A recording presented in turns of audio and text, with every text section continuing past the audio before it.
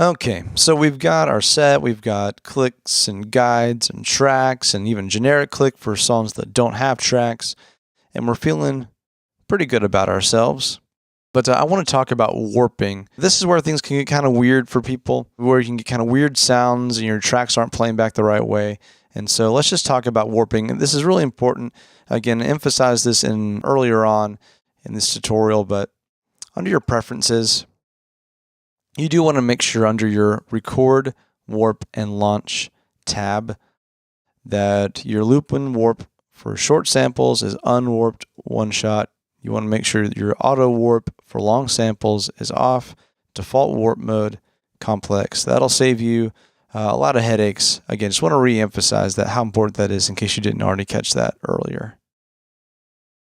Okay, so assuming that's the way you had your settings when you started dropping in tracks, it'll make things a lot easier. So let's just say that fierce, we want to bump up the tempo. Let's just play this for a reference. 1, 2, 1, 2, 3. Okay, so you kind of get a feel for that tempo. Let's just do something ridiculous to illustrate in the extreme. Let's just go to like 120 BPM. And now I fire it. 1, 2. Say, wait a second, 1, it's 2, not 3, any different 4. at all, right? Let's go back to 79 BPM here. The reason why it's not any different is that it hasn't been warped. Basically, Ableton Live needs to know what is the normal default tempo of this clip. This all gets spelled out down here in the bottom in these clip view type of things. Here specifically has to do with some of the sampling options. You can see this warp button is here. I'm going to do this. I'm going to select from the click all the way through our tracks here up on fierce. I'm going to select warp. All right, everything's warped. Down here is the warp mode, and again, over on the left-hand side in our info view, it kind of gives you a little bit of a synopsis of what these different modes do, and some are better for different types of audio. Complex is going to be overall your best way to go. I purposely kind of made a mistake here, and I want you to be able to hear this. I'm going to play this back. 1, 2. Why does it sound like 2, she just 3, wants to die? 4. And you've probably experienced this if you've actually messed around with this. Like, man, why in the world? Like, what is going on?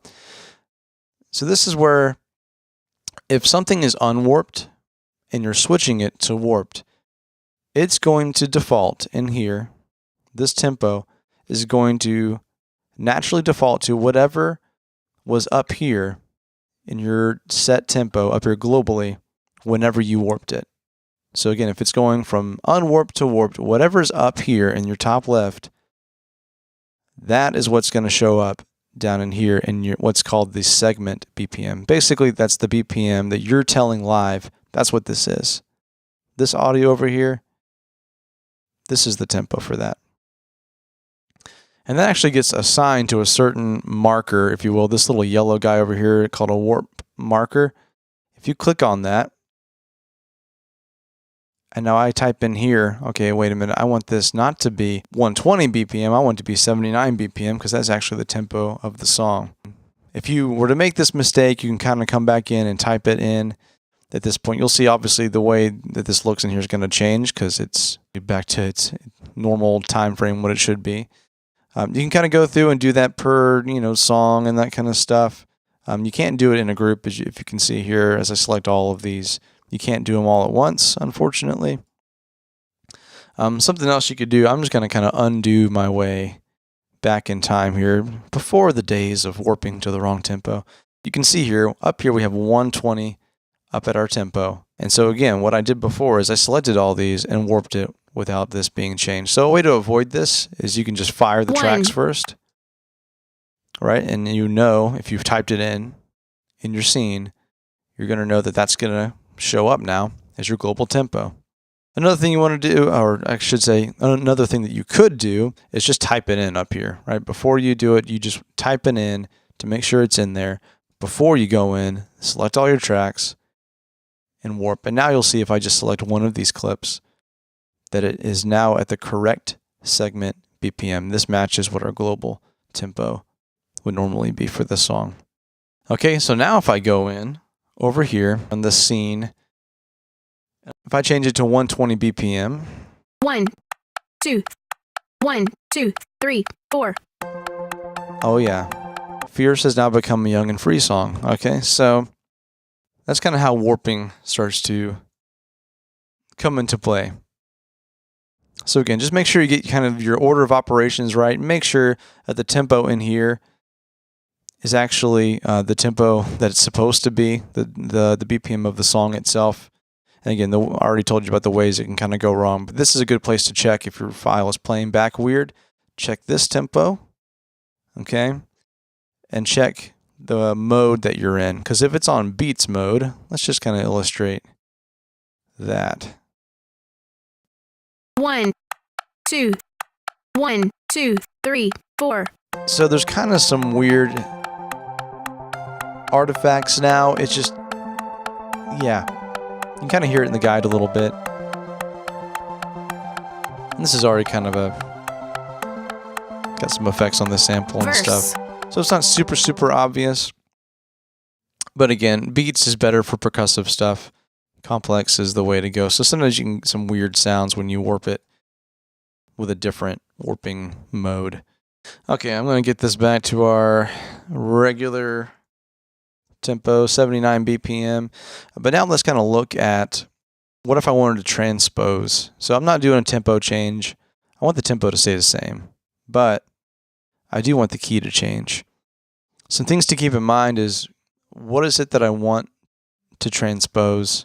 You know, you're not going to want to transpose your click or your guide unless you just enjoy hearing the sound of a chipmunk in your ear or the voice of Barry White.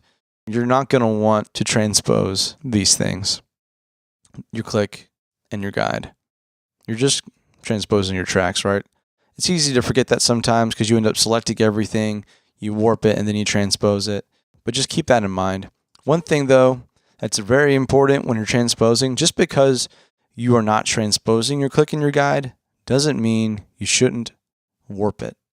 If you don't warp your click and your guide, but you do warp and even transpose your tracks, you're going to end up with some slight tempo differences between your click and guide and your tracks. So again, you want to make sure that everything gets warped, even if it's not being transposed, because that's going to help keep them in time together. Because you know what? These tracks have been changed if you're going to transpose them. So let's look at the transposition spot, because everything is currently warped. Everything's at the right tempo down here in our segment BPM. And so I'm going to select these tracks. And let's just kind of illustrate a little bit again in maybe not quite as extreme as, you know, a drastic BPM change. Let's just go up like a step. Tell you what, before we do that, let's just hear it in the current key again. 1, 2, 1, 2, We'll get there. 3, 4. Okay. So there's that. Let's select these. Let's transpose both of these at the same time. And the way that this will work is this transpose, like pretty obvious, right? It just says transpose. What we're moving up by are semitones. Think of them as half steps. So if we're starting out in the key of C right now on Fierce and we want it to go to D, that's starting at C, we're going up to C sharp, 1 semitone, D, 2 semitones. You can even detune, and that can, I mean, that doesn't really, we don't need that for our purposes, but just know you can detune and all kinds of fun stuff. Make it sound just really just off if you want it to be off in people's ears and people just wondering, why is it just slightly off? So there you go, a little gag idea there. So now we've gone up 1, 2, to the key of D. 1, 2, 3, 4. And even have it as it's playing, I'll select these tracks. It'll transpose in real time.